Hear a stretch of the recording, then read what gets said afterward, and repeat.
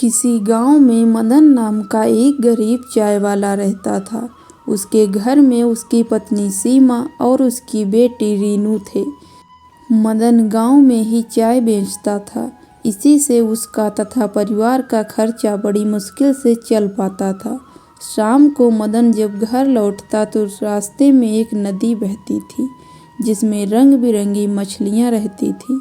उन मछलियों को वह आटे की गोलियां खिलाया करता था। ऐसा करने से उसके मन को बड़ी शांति मिलती थी और मछलियां भी उससे खुश रहती थीं। गरीबी के कारण मदन अपनी बेटी रीनू के स्कूल की फीस भी बड़ी मुश्किल से भर पाता था। एक दिन रीनू स्कूल से रोते हुए घर आई और मदन के पूछने पर उसने बताया कि आज उसकी टीचर ने स्कूल से उसका नाम काट दिया क्योंकि मदन ने पैसों की कमी के कारण पिछले 3 महीनों से उसके स्कूल की फीस नहीं भरी थी। अगले दिन मदन चाय बेचने नहीं गया बल्कि उदास मन से नदी किनारे जाकर बैठ गया और वहीं बैठकर मछलियों को दाना डालने लगा। जब वह वापस जाने लगा तो उस नदी से एक सुनहरी जल परी निकली और मदन से बोली, क्या बात है मदन, आज तुम उदास लग रहे हो।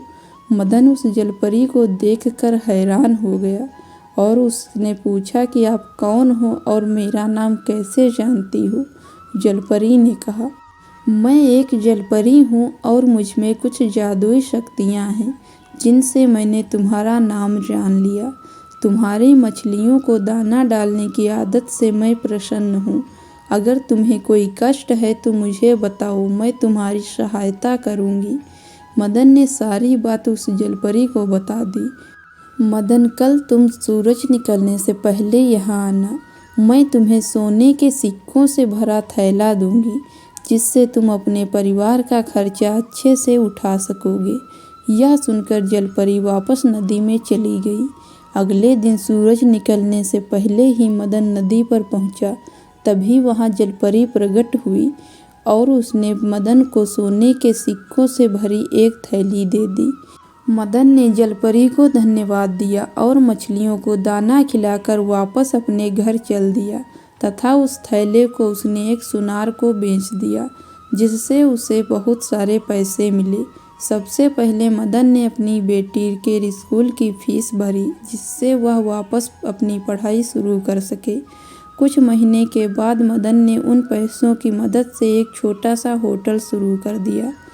उस होटल से उसकी काफ़ी आर्थिक स्थिति अच्छी होने लगी तथा उसने एक पक्का मकान भी बनवा लिया। मदन ने सोचा कि अब उसके पास अच्छा खासा धन हो गया है। अब वह जलपरी को धन्यवाद करके सोने का थैला उसे वापस कर देगा क्योंकि अब वह मेहनत से व्यापार के द्वारा अपने परिवार का खर्च चला सकता है। ऐसा सोचकर वह रात को जल्दी सो गया। उसी गांव में रमेश और सुरेश नाम के 2 व्यक्ति रहते थे।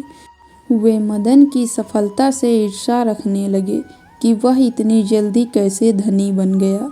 किसी तरह उन्हें सोने के सिक्के वाली बात पता चल गई। अब तो रमेश और सुरेश ने एक योजना बनाई कि कल जब वह नदी के पास जाएगा तो हम उससे सोने के सिक्कों की थैली छीन लेंगे।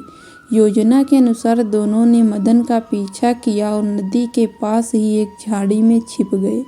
मदन ने जलपरी को थैला वापस करते हुए कहा कि जलपरी, तुमने मेरी बहुत मदद की है और तुम्हारे कारण मैं अब एक धनी आदमी बन गया हूँ। साथ ही मैंने अपना व्यापार भी शुरू कर लिया है, इसलिए मैं यह सोने के सिक्कों की थैली आपको लौटाना चाहता हूँ। जलपरी मदन की ईमानदारी से बड़ी प्रसन्न हुई। अभी वह बात ही कर रहे थे कि रमेश और सुरेश दोनों ने मदन को पकड़ लिया और उसे धमकाने लगे और थैला देने के लिए कहा। यह देखकर जलपरी ने अपनी छड़ी घुमाकर उन दोनों को बेहोश कर दिया। उनके बेहोश होने पर जलपरी ने मदन से कहा कि हमेशा ईमानदारी से अपना व्यापार करना, जिससे व्यापार में तुम्हारी खूब तरक्की होगी। यह सुनकर मदन ने जलपरी से वादा किया कि वह ईमानदारी और पूरी लगन से अपना काम करेगा। उसने जलपरी को धन्यवाद दिया और सिक्कों का थैला सुनहरी जलपरी को वापस कर दिया। फिर उससे विदा लेकर अपने घर वापस लौट गया। दोस्तों, ये कहानी आपको कैसी लगी ये कमेंट बॉक्स में ज़रूर बताएं। धन्यवाद।